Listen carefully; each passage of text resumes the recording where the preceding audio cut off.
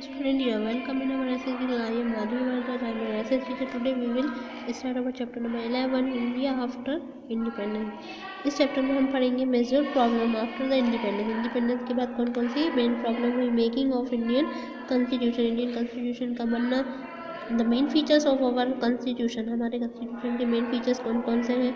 India's foreign policy, India की foreign policy क्या है. India and the neighbour, India हमारे नेबरिंग कंट्री.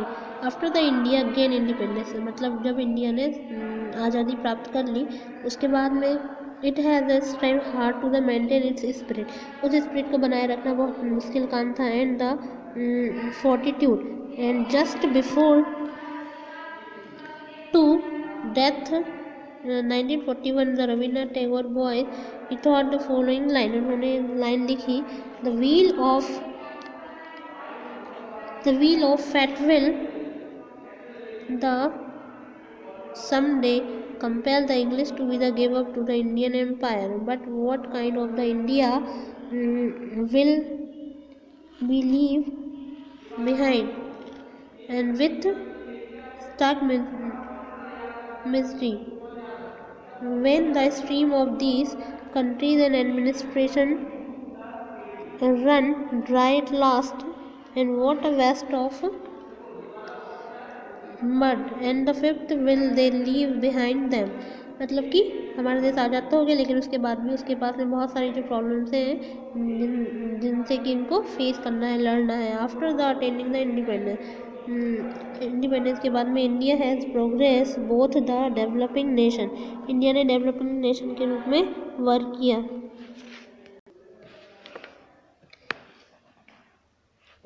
ग्रोइंग के रूप में वर्क किया.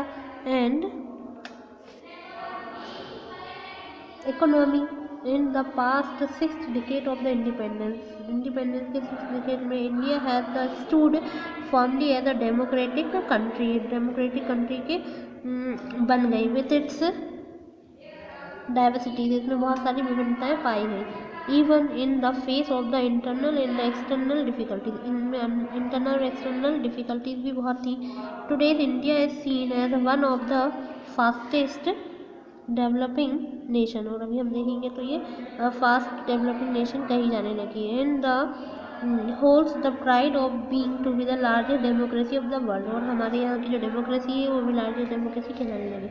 Major problem after the independence के बाद में कौन कौन सी प्रॉब्लम को फेस करना पड़ा. After the gaining independence India for the number of the problem.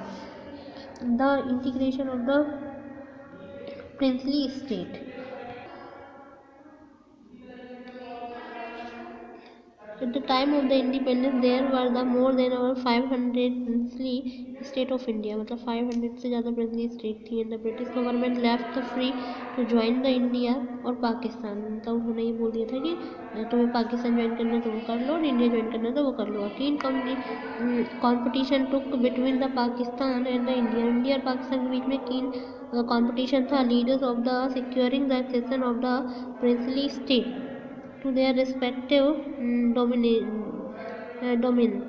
The Sardar Vallabhbhai Patel who took the charge of this the mammoth task, इसका charge Sardar Vallabh Bhai Patel ने लिया था. And tackle the situation of the great statesmanship, और इस situation को उन्होंने ही handle किया था. The Nawab of the Junagadh announced the accession of the Pakistan even through the people of the state desire to join the India, और जूनागढ़ के जवाब थे उन्होंने ये डिज़ायर करी कि हमको इंडिया को ज्वाइन करना है. The end of the Indian troop occupied the state of the plebiscite was held which went to the favor of the joining India. The Nizam of the Hyderabad के निज़ाम थे madam attend the claim of the independence state, वो independent state को join करना चाहते थे. But the forces of the access of India 1948 that happened after the Indian revolt broke and the Indian troop marched into the Hyderabad से मार्च कर दिया. The Maharaja of the Kashmir who delayed the accession of the India October 1947, the raiders from the Pakistan invaded the state. The rapid unification of India was the certainly Sardar Vallabhbhai Patel greatest achievement, मतलब उन्होंने इसको achieve कर लिया। It's enough for today.